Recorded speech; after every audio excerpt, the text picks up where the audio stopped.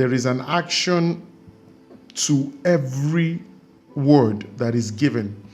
The Newton's law says that a body will continue in a state of motion except an external force comes upon it. Good morning, you're welcome to Daily Dose. I bring you word from the Lord. James chapter 2 from verse 17 or verse 17. So it is with faith. It is alone and includes no actions. Then it is dead.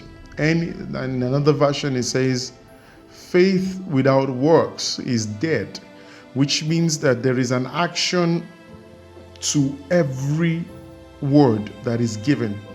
The Newton's law says that a body will continue in a state of motion except an external force comes upon it.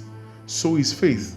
So faith in itself is, which comes by hearing by the word of God. There is what they call a corresponding action to faith. When you do not have a corresponding action to faith, it would abide alone and it is death in itself. Anyone who knows that God has given them certain promises and do not prepare. So by faith, Noah built an ark. He heard that God said this was going to happen. He could have heard, which means he had faith that God at some point would wipe out the entire earth. If he did not move and take an action to start to build, an ark, everybody would have gone by then. So what God says is that when I give you a word, when I quicken a word on the inside of you, you must meet that word with an action. Anyone who is believing God for the fruit of the womb, there is a corresponding action that must be taken.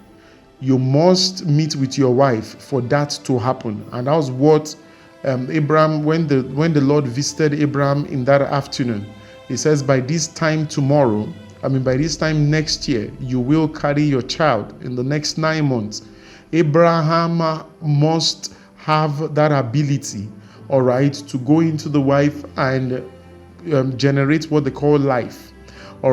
So anyone who is ever going to produce anything for God, and God has infused into that person's specific word concerning a matter, you must take a corresponding action. So which is why James, the brother of Jesus, said this. He says that the way and manner in which we know you are a person of faith is by the action that would happen. I would imagine in the days of Noah, all the people around him, the neighbors, they are saying to him, you are mad. When he started buying wood, when he started building that ark, when he started getting people, something very massive. Of course, he must have bought a land for where that ark would have stayed. Those are the corresponding action. God has said to you, you will become a father of nation. There must be a corresponding action that must go alongside what you have heard. The faith of God. Rahab had to do something. Helping the spy was the corresponding action to what will eventually save her and her entire family. So when God gives you a word, you must act immediately. You must act swiftly. It is what is needed after faith has been imparted into a person.